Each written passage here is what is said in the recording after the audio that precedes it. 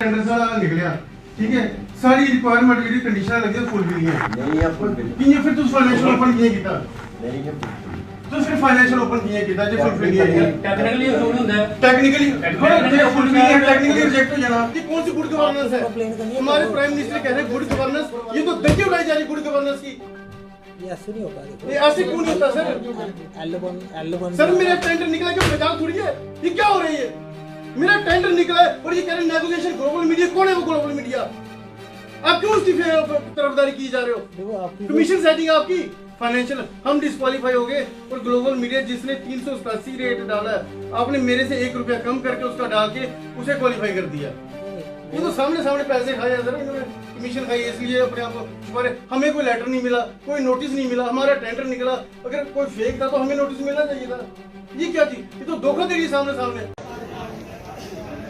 2 बार tender सारा निकलिया ठीक है सारी रिक्वायरमेंट ਜਿਹੜੀ ਕੰਡੀਸ਼ਨਾਂ ਲੱਗੀਆਂ ਫੁੱਲ ਗਈਆਂ ਨਹੀਂ ਆ ਫੁੱਲ ਕਿੰਨੇ ਫਿਰ ਤੁਸੀਂ ਫਾਈਨੈਂਸ਼ੀਅਲ ਓਪਨ ਕਿਵੇਂ ਕੀਤਾ ਨਹੀਂ ਹੈ ਤੁਸੀਂ ਫਿਰ ਫਾਈਨੈਂਸ਼ੀਅਲ ਓਪਨ ਕਿਵੇਂ ਕੀਤਾ ਜੇ ਫੁੱਲ ਗਈ ਹੈ टेक्निकली अप्रूव नहीं होता है टेक्निकली ਜੇ ਫੁੱਲ ਗਈ ਹੈ टेक्निकली रिजेक्ट हो जाना ਤੁਸੀਂ ਫਾਈਨੈਂਸ਼ੀਅਲ ਓਪਨ ਕੀਤਾ ਠੀਕ ਹੈ ਤੁਸੀਂ ਪਹਿਲੀ ਵਾਰੀ ਟੈਕਨੀਕਲ ਓਪਨ ਕੀਤਾ ਤੁਹਾਨੂੰ ਲੱਗਿਆ ਕਿ ਇਹ ਪਾਰਟੀ ਇੰਟਰ ਹੋਈ ਕਿਉਂਕਿ ਸਾਂਬੇ ਵੀ ਟੈਂਡਰ ਲੱਗਿਆ ਉਹਨੇ ਐਸਟੀਮੇਟ ਕਾਸਟ ਦਿੱਤੀ ਦੀ ਕੋਈ ਵੀ ਟੈਂਡਰ ਲੱਗਦਾ ਸਰ ਕਾਂਬੇ ਲੱਗੀ ਦੀ ਪੇਂਟਿੰਗ ਇੱਥੇ ਲੱਗੀ ਦੀ ਯੂਵੀ ਉੱਥੇ ਵੀ ਯੂਵੀ ਲੱਗੀ ਸੀ ਉੱਥੇ ਵੀ ਉਹਨੇ ਉਹਦੇ ਚ ਦਿੱਤਾ ਕਿ ਜਾਂ ਯੂਵੀ ਜਾਂ ਅਦਰ ਸੋਰਸ ਕਨੇ ਕੋਈ ਐਡਵਰਟਾਈਜ਼ਮੈਂਟ ਕਰੀ ਸਕੋ इनको जो लेटर एक्सील की आई है ना उससे क्लैरिफिकेशन वो दिखा दो नहीं आपने फाइनेंशियल ओपन किया आप सारी सीडीआर तुझे 43,000 दी कटाई तुझे सर सन हो गया वो सारी रिकॉर्डिंग मेरे को भेज दिया ठीक है तो फिर अगर सारा टेंडर नहीं है निकले ना तुझे सीडीआर क्या बनाई साडे कोला और सीनियर ਇਹਦਾ ਮਤਲਬ ਕਿ ਤੁਸੀਂ ਵਨ ਸਾਈਡਡ ਜੰਮੂ ਦੀ ਪਾਰਟੀ ਨੇ ਤੁਹਾਨੂੰ ਮੋਟੀ ਕਮਿਸ਼ਨ ਦਿੱਤੀ ਉਸ ਵਜ੍ਹਾ ਨਾਲ ਤੁਸੀਂ ਸਾਨੂੰ ਰਾਸ ਕਰਾ ਦੇ ਲੋਕਲ ਲੋਕੇ ਹੀ कहते 2 बार टेंडर लगा एक बार कैंसिल दोबारा फिर मुझे दोबारा टेंडर लगा फिर वादा नहीं था फिर हमने कैंसिल वेरिएशन मैं 11 लाख रेट पाया तो 9.5 लाख पाया क्योंकि तुम अपनी जो मर्जी का रेट पाया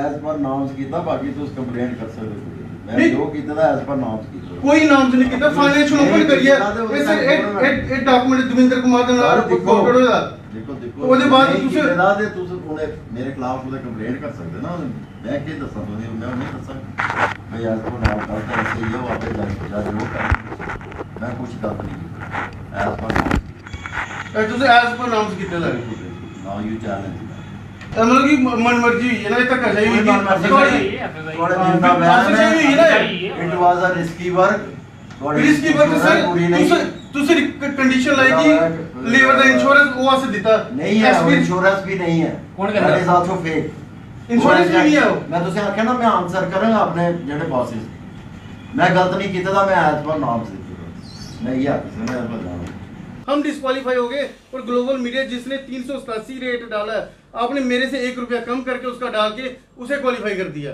नहीं ये तो सामने सामने पैसे खाए जरा इन्होंने कमीशन खाई इसलिए अपने आप को छुपा रहे हमें कोई लेटर नहीं मिला कोई नोटिस नहीं मिला हमारा टेंडर निकला अगर कोई फेक था तो हमें नोटिस मिलना चाहिए था ये क्या थी ये तो धोखाधड़ी सामने सामने नहीं आपको ये तो सामने सामने शर्म ये कौन सी गुड गवर्नेंस है कंप्लेंट करनी है हमारे प्राइम मिनिस्टर कह रहे हैं गुड गवर्नेंस ये तो धज्जी उड़ाई जा रही गुड गवर्नेंस की ये ऐसे नहीं होता देखो ये ऐसे क्यों नहीं होता सर L1 सर मेरा टेंडर निकला कि मजाक थोड़ी है ये क्या हो रही है मेरा टेंडर निकला है और ये कह रहे हैं नेगोशिएशन ग्लोबल मीडिया कौन है वो ग्लोबल मीडिया आप क्यों इस्तीफे तरफदारी की जा रहे हो देखो आपकी कमीशन सेटिंग आपकी नहीं ऐसा कुछ नहीं है आपकी ये यही है सर ये देखिए सर आपके सामने बता रहा हूँ ये सांबा का टेंडर है ये एस्टिमेट कास्ट है कोई भी काम लगता है उसकी एस्टिमेट कास्ट होती है ये 12 लाख रुपए एस्टिमेट कास्ट इन्होंने इसमें भी एस्टिमेट कास्ट नहीं डाली इसमें भी नहीं डाली इसलिए कि अपनी पार्टी को टेंडर दिलवाना है क्योंकि एस्टिमेट कास्ट से 10% ऊपर ये नहीं दे सकते थे इसलिए इन्होंने मनमर्जी का रेट डाली इसलिए अपनी पार्टी का टेंडर डलवाया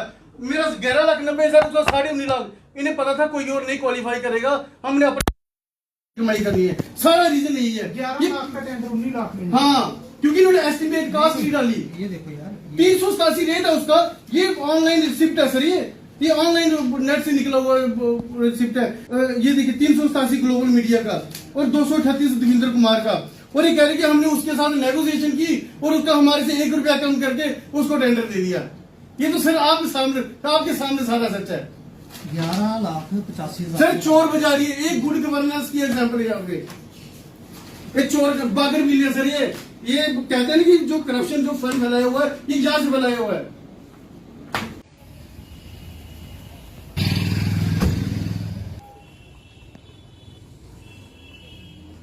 सर ये एक टेंडर था यहाँ पीएचई का जेजेएम के स्लोगन्स जो थे एडवर्टाइजमेंट का था, जो ओएचडी टैंक है उनके ऊपर डिस्ट्रिक्ट कठुआ का।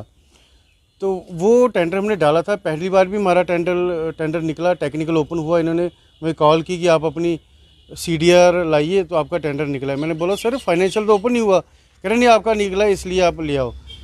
जब सीडीआर लेके गए तो इन्होंने एक्सेप्ट नहीं की, कह रहे एक्शन साहब कहते कि मैंने टेंडर फ्रेश कर दिया। मैंने कहा अगर हमारा टेंडर निकला आपने फ्रेश कैसे कर दिया? कहते उसमें कुछ कंडीशनें लगानी रह गई थी। इन्होंने दोबारा टेंडर लगाया और उसमें कंडीशन लगा दी लेबर इंश्योरेंस की और एक्सपीरियंस की। हमने वो फुलफ़िल किया, दोबारा टेंडर हमारा ही निकला और उसके बाद ये इनके तेवर चेंज हो गए। इन्होंने कहा कि आपका वो जो इंश्योरेंस है लेबर का वो अपलोड नहीं हुआ। मैंने बोला सर मैंने अपलोड किया हुआ है।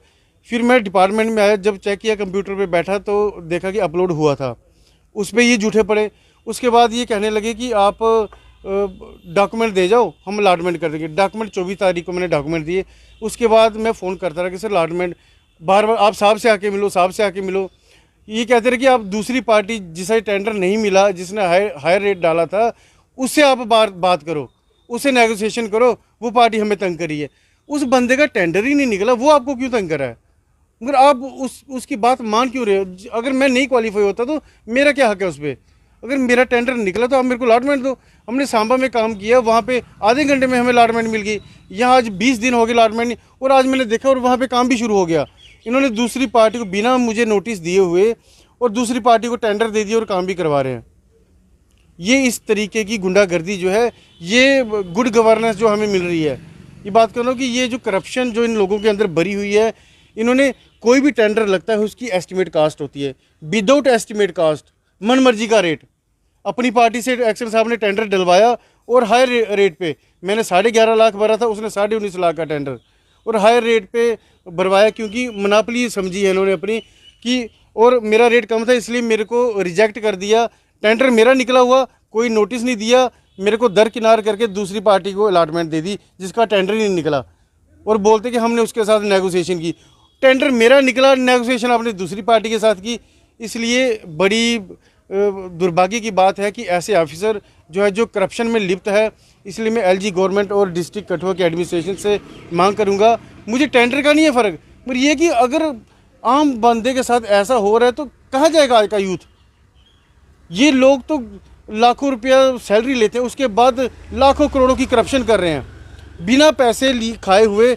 कैसे कोई किसी का वो चेंज करेगा? इसका मतलब कि इन्होंने करप्शन की है, इसलिए जिस बंदे का टेंडर निकला उसको रिफ्यूज़ करके दूसरी पार्टी को टेंडर दिया।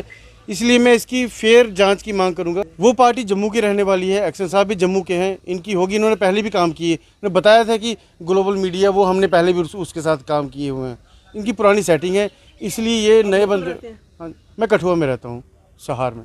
ये ऐसा वर्क था जो इसमें रिस्क फैक्टर बहुत ज़्यादा इन्वॉल्व है, क्योंकि ओएसटी के ऊपर जाके यूवी पेंटिंग एक टेक्निकल टर्म है, पेंटिंग से बिल्कुल अलग है। उसके लिए हैवी मशीनरी चाहिए होती है, उस पर ये कर सकते हैं। उसी वजह से वो टेंडर जो बेटर क्वालिफाई करता था हर तरफ से, जिसके क्रेडेंशियल सही थे, उसको अलॉट हुआ।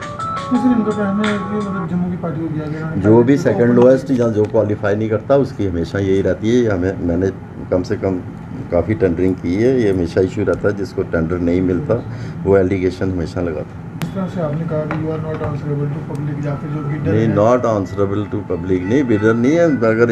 अगर किसी को भी मेरे साथ ग्रीवेंस है तो हायर अथॉरिटीज़ हैं और एजेंसीज हैं, उनके वो अप्रोच कर सकते हैं। मैं ये बोला थॉरो प्रूफ के लिए मैंने जो किया एज पर नॉर्म्स किया, I am satisfied.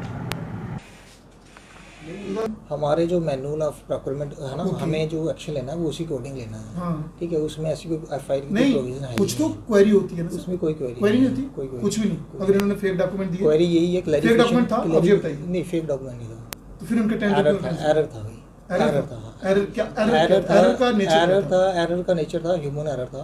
Human error था। एक्शन तो आपने जो इनको कन्वे किया? सांबा से जो वो था वो वही नहीं, आपने इनको कन्वे किया कंपनी?